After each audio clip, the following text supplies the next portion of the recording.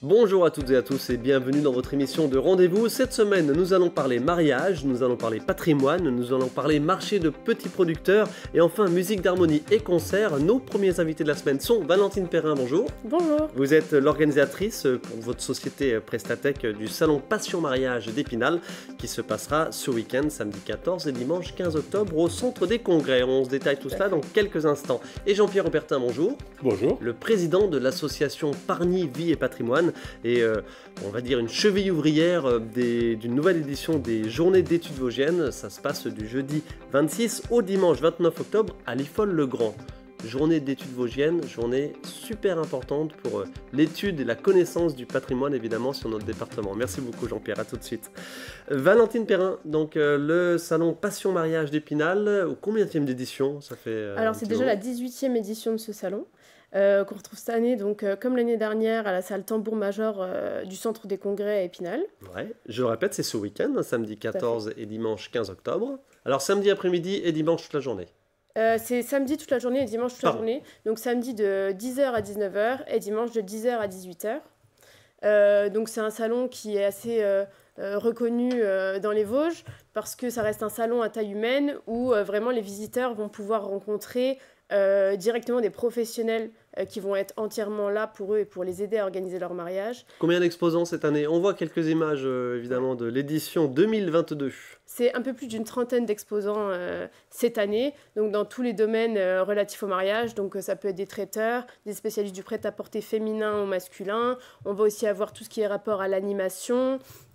On va retrouver donc des DJ, mais tout ce qui est aussi en rapport avec la décoration, l'organisation, mais aussi des bijoutiers, des fleuristes. Et on va aussi avoir des exposants un peu plus originaux. On va avoir un artificier, le casino de plombière ou encore la chambre des notaires.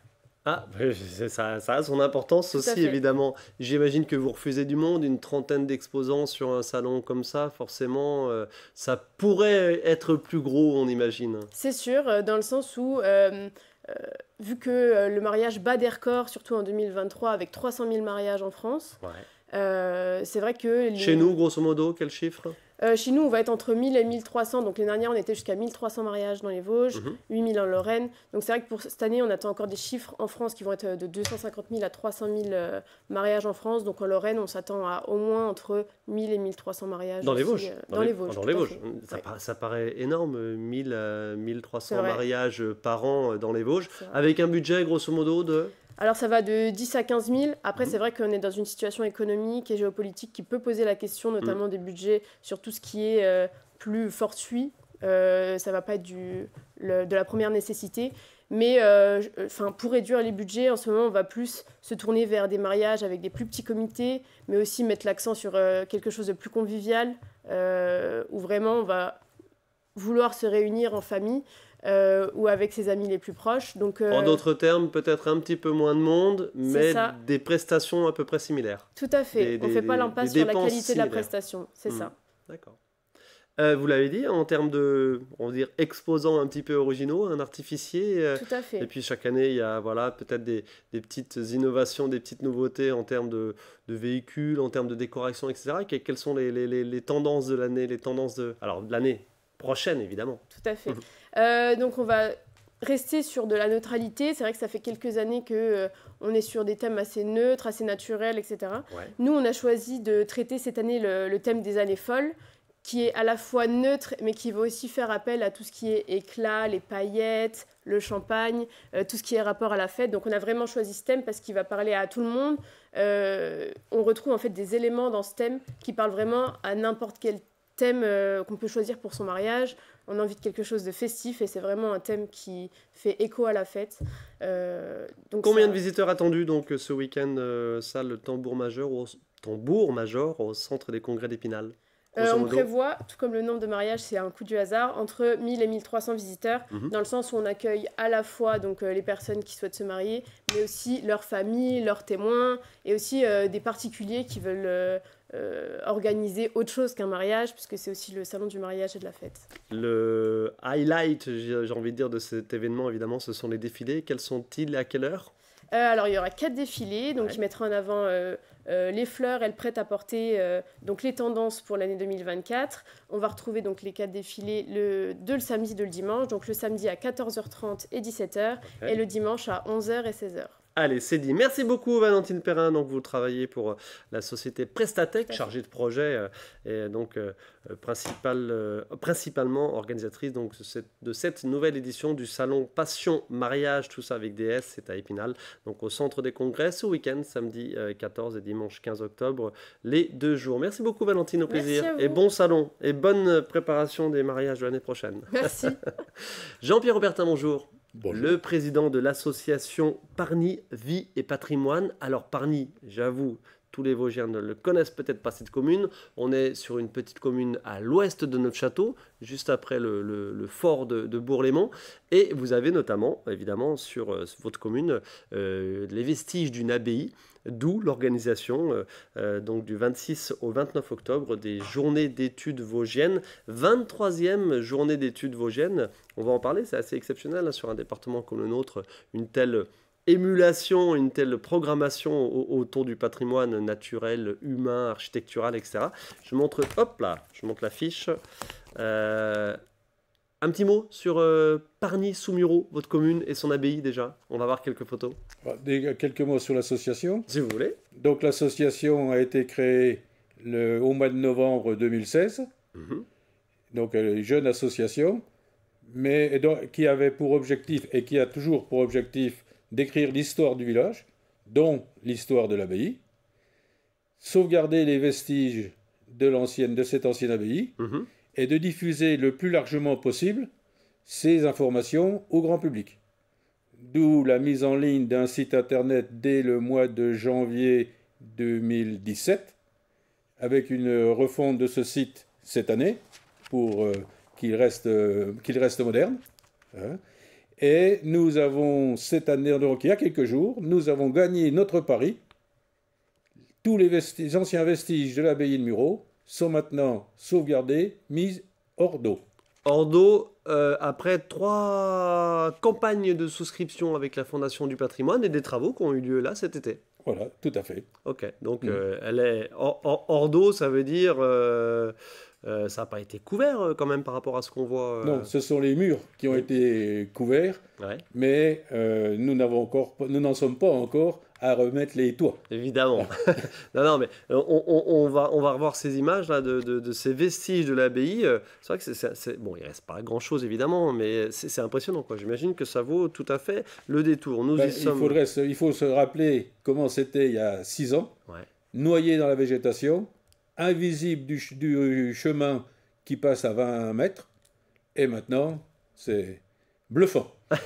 Allez, et vous organisez, vous êtes la cheville ouvrière avec donc votre association de ces 23e journées d'études vosgiennes. Ce sera du jeudi 26 au dimanche 29 octobre. Alors, à Liffol-le-Grand, donc à côté de chez vous, grosso modo. Journée d'études vosgiennes, le thème en passant par la Sonnelle, parce que l'idée, évidemment, c'est d'ouvrir un petit peu sur un territoire. Oui, donc chaque année, à la demande de la Fédération des sociétés savantes des Vosges, un endroit, une association, une ville, donc organise ces journées d'études vosgiennes. Donc il y a un an... Je précise que c'est assez exceptionnel en France, hein, que tous les ans, dans un département, qui plus est un département de 360 000 habitants, il y a une telle organisation, 4 jours de conférences, de visites, d'échanges, de tables rondes, etc. sur du patrimoine. Par rapport à d'autres départements, c'est exceptionnel. Donc la Fédération des sociétés savantes des Vosges nous a demandé d'organiser cette année ces journées d'études vosgiennes avec comme thème le patrimoine de la vallée, de notre secteur. Donc nous avons choisi de prendre la Sonnelle comme liant. Qui est un ruisseau. C'est un ruisseau qui fait qui prend sa source en Haute-Marne à quelques kilomètres du département des Vosges, et se jette dans la Meuse, à Frévillecourt, en bas, dessous le château de Frévillecourt, pas loin de Dormy pour ceux qui ne connaissent pas trop le secteur. Et l'idée, c'est 8 demi-journées d'animation, de conférences, de visites, etc. Alors, impossible de détailler tout le programme, tellement c'est étoffé. Grosso modo, c'est 5 ou 6 rendez-vous, conférences, débats ou présentations diverses et variées par demi-journée. Une petite présentation thématique par demi-journée. Allez, le jeudi 26 octobre au matin, l'après-midi. Oui, donc ça va durer 4 jours et donc 8 demi-journées. La première demi-journée, le jeudi, nous commençons par le patrimoine naturel, avec la faune et la flore spécifiques de la vallée, présentation de la forêt et présentation aussi de la géologie et de l'hydrologie de la vallée et du ruisseau. Tout ça se fait à la salle des fêtes de l'Ifol-le-Grand, on a oublié de le préciser. Jeudi après-midi. Jeudi après-midi, quelques personnages célèbres de la vallée. Ouais. Le vendredi matin, nous allons présenter des travaux qui ont été réalisés concernant les vestiges préhistoriques et gallo-romains de la vallée et quelques faits militaires, dont la bataille de l'Ifol en 1642. L'après-midi, nous proposons... Visite sur le terrain. Voilà, visite sur le terrain pour faire découvrir ou redécouvrir le patrimoine de la vallée. Nous proposons 3 thèmes.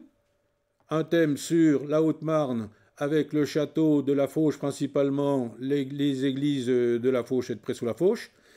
Le deuxième thème, c'est les châteaux de Rorthais et Frébécourt. Le troisième thème, c'est le musée de l'Ifol et la manufacture en Rio de l'Ifol-le-Grand. Samedi.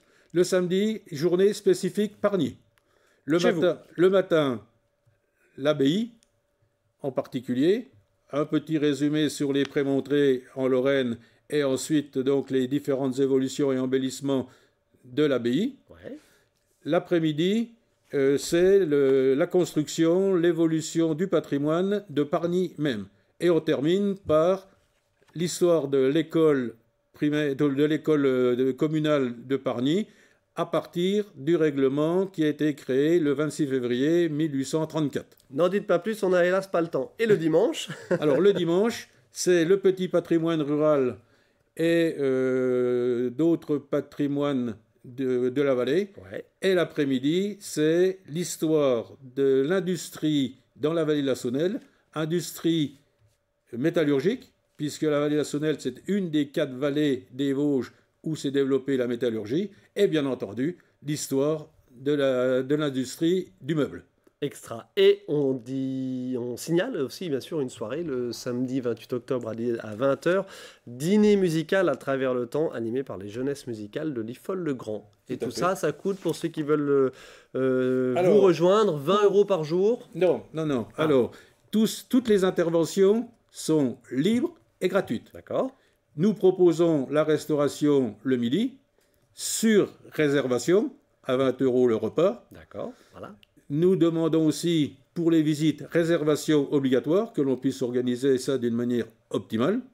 Et le samedi soir, repas, entre guillemets, de gala animé, comme vous l'avez dit, par la jeunesse musicale de l'Ifol. Et là, donc, le coût est de 25 €, là aussi sur réservation. Quand je disais 20 €, c'était évidemment par rapport au repas pour passer la journée entière avec vous. Voilà, tout à fait. Jean-Pierre Robertin, merci beaucoup. 23e journée d'études vosgiennes en passant par la Saunelle, donc c'est entre Lorraine et Champagne un petit peu. Là, on est à l'ouest de Neufchâteau. Voilà, très très intéressant. Vous pouvez retrouver ce programme détaillé sur notre site internet pargnyviepatrimoine.fr ainsi qu'un bulletin de réservation pour les visites et les repas. Merveilleux, vous avez fait le job. Merci beaucoup Jean-Pierre Robertin, Valentine Perrin. Je réitère, le salon Passion Mariage, c'est ce week-end, samedi 14 et dimanche 15 octobre.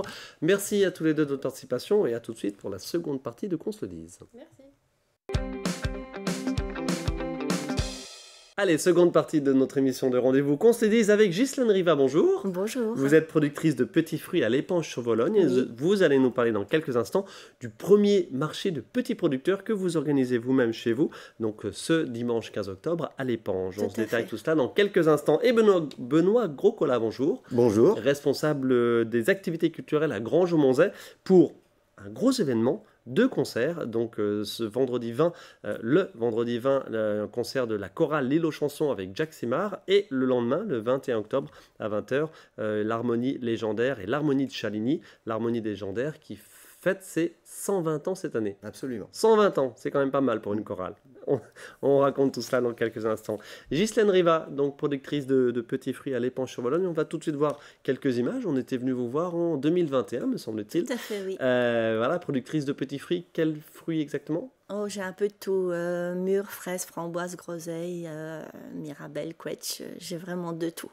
Et qu'est-ce que vous en faites? Je fais tous des vins artisanaux. C'est vraiment comme nos grands-parents faisaient. Le vin de barbe, le vin de groseille, c'est la même chose, à part que j'ai plein de parfums différents. Quelle quantité votre petite exploitation est impressionnante. Est-ce que vous êtes toujours biactive d'ailleurs? J'ai oublié de vous demander au préalable. Oui, les matins, je fais des ménages chez les médecins. Ouais. Et après, j'ai toute ma journée pour faire mes vins. Voilà, une véritable passion héritée de votre papa. Hein, Tout à fait, oui. Il a fait ça pendant 15 ans. Ouais. Et puis moi, j'ai repris quand il est tombé malade, en fait. D'accord, donc quand je dis passion, c'est rien de le dire, parce que pour vous avoir rencontré sur le terrain, vous avez vraiment ça qui est chevillé au corps et à l'esprit. Vous ne vivez pas que pour ça, mais pas mal. Quasiment, oui. D'ailleurs, j'ai pas d'autre temps que pour ça, quoi. C'est énormément de travail. En termes de volume, tant de production de fruits que de produits transformés? Alors, je fais à peu près 1200 litres de vin par an, ouais. À peu près. Vente directe et les petits marchés, on peut vous retrouver un petit peu partout sur notre département. Tout à fait, oui. Selon le temps. Pas les marchés du matin, mais les marchés artisanaux, tous les marchés artisanaux des week-ends, c'est moi qui les fais. Ok. Voilà. Donc effectivement, c'est très chronophage. Oui. Vous étiez notamment à Exaronval cet été. Hein, oui, aussi. Au village 1900. Ok. Et donc, voilà, pour, j'ai envie de dire, faire un petit peu... d'émulsion autour de ces petits fruits et de ces petits producteurs, vous proposez pour la première fois un marché de petits producteurs, donc le dimanche 15 octobre, c'est ce dimanche, à l'Épanche-sur-Vologne. En détail, comment ça va se passer, combien de producteurs, et puis pourquoi cette envie tout simplement? Parce que j'ai envie de faire découvrir à la maison, parce que c'est moi qui suis sortie tout le temps, mais j'ai envie que les gens viennent à la maison voir aussi ce qui se passe.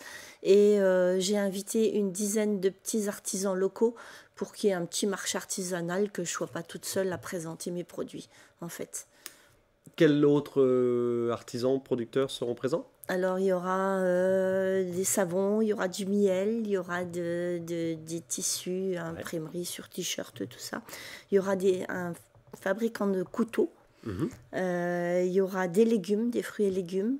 Il y aura des bijoux. Il y aura des gaufres. Il y aura des paniers. Et puis il y aura mon frère, mais pas en tant qu'artisan, il viendra faire des petites démonstrations de découpe sur bois. Ok, donc voilà, des animations aussi autour de ce marché. Voilà. Toute la journée ou seulement l'après-midi? Non, de 10h à 17h. Ok, donc ce dimanche 15 octobre, vous lui avez donné un petit nom ou on l'appelle marché de producteurs de l'Épanche-sur-Vologne. Voilà, c'est ça. Et ça se passe chez vous parce qu'on a vu tout à l'heure en image, vous avez un petit peu de place autour. Voilà, c'est ça. Okay. On a l'étang et on va se mettre au bord de l'étang en fait. Ah bah ça ne peut être que sympa parce que le site est vraiment très sympa. Devrait. Qu'est-ce que vous avez envie de raconter en organisant cette animation, évidemment la défense des petits producteurs et notamment les petits fruits, l'arboriculture, les petits fruits dans les Vosges, on sait qu'il y a un vrai potentiel. Hein. Mes petits fruits, ils sont 100% naturels parce que j'ai jamais mis aucune pulvérisation sur mes arbres. Donc c'est vraiment du 100% naturel et c'est du local puisque quasiment tous les fruits viennent de chez moi. Votre exposant fruits et légumes, enfin légumes surtout, il vient d'où? C'est qui? Ah, vous avez un trou, c'est pas grave. J'ai un trou. En tout cas, c'est un confrère local. Voilà, c'est ça, oui. Ok. Eh bien, écoutez, Ghislaine Riva, merci beaucoup, productrice de petits fruits à l'Épanche-sur-Vologne. Donc, première édition de votre marché de petits producteurs ce dimanche 15 octobre, toute la journée autour de votre étang. Le site est vraiment sympa. Voilà, n'hésitez pas. Merci beaucoup, Ghislaine. Merci beaucoup. Au plaisir et puis bonne préparation de la saison suivante. pour ce qui est de la récolte des petits fruits divers et variés, vous nous l'avez dit tout à l'heure. Et c'est intense. Ouais. Benoît Groscola, donc le responsable des activités culturelles à Grangeau-Monzay. 2 événements, vendredi 20 octobre, donc à la salle des fêtes de Grangeau-Monzay, le concert de Jack Simard avec la chorale L'Île aux chansons, et le lendemain, le samedi 21, toujours à la salle des fêtes de Grangeau-Monzay, l'harmonie légendaire qui fête ses 120 ans. 120 ans, c'est énorme pour une harmonie.